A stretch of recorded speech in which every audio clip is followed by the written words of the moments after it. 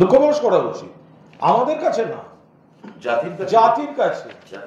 যদি এই ছবি হয়, যদি এই হচ্ছে তার ছবি, যদি এই ছবি নমুনা হয় যে যিনি জনগণমন লিখেছিলেন তিনি সুকান্তবাবুর পায়ের কাছে, আর যিনি বন্দে মাতরম লিখেছিলেন তিনি পায়ের ওখানে, এর মানে কি? এটা তিনি দুঃখ প্রকাশ করবেন না? তিনি বলবেন না যে আমি দুঃখিত, আমি ক্ষমা প্রার্থী যে জনগণমন লেখা, বন্দে মাতরম লেখা, তাদের ছবি আমার পায়ের কাছে রেখে আমি বক্তৃতা করছি? অবশ্যই দুঃখ প্রকাশ করা উচিত।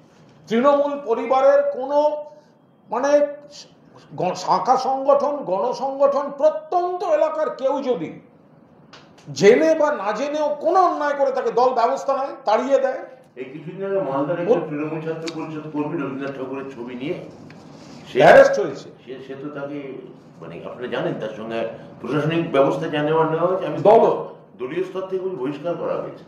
আর সেখানে সুকান্ত মজুমদার একটা, তিনি একজন কেন্দ্রীয় সরকারে রয়েছেন, রাষ্ট্রমন্ত্রী, যে তিনি পায়ের কাছে রবীন্দ্রনাথ ঠাকুর আর বঙ্কিমচন্দ্র চট্টোপাধ্যায়কে নিয়ে বক্তৃতা করবেন, তারপর বড় বড় কথা বলবেন, তিনি দুঃখ প্রকাশ করবেন না? 100 বার দুঃখ প্রকাশ করা উচিত।